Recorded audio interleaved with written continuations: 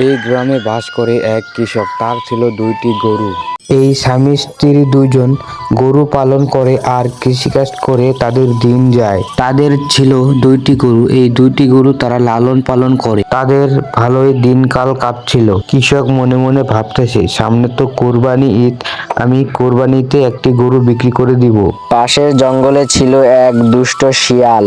আশেপাশে এত পশু পাখি থাকা সত্ত্বেও সে মনে মনে ভাবলো সে পাশের গ্রাম থেকে একটি গরু শিকার করবে। দুষ্ট শিয়াল মনে মনে ভাবছে, পাশের গ্রামে যে আমি গরু শিকার করব।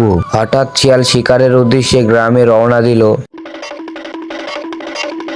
শিয়াল যাচ্ছে আর ভাবছে, অনেক দূর তো চলে আসলাম, একটু গাছের নিচে রেস্ট করি।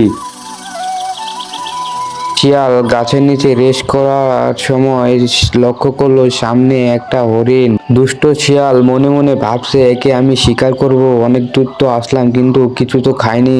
দুষ্ট শিয়াল তখন দাঁড়ালো। দুষ্ট শিয়াল মনে মনে ভাবছে, আমি এখন ওকে শিকার করব।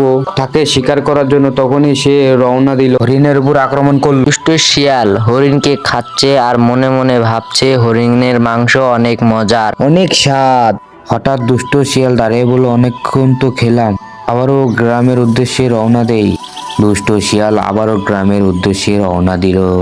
দুষ্ট শিয়াল অনেক পরিশ্রম করার পর সে গ্রামের পাহাড়ের উপর চলে আসলো।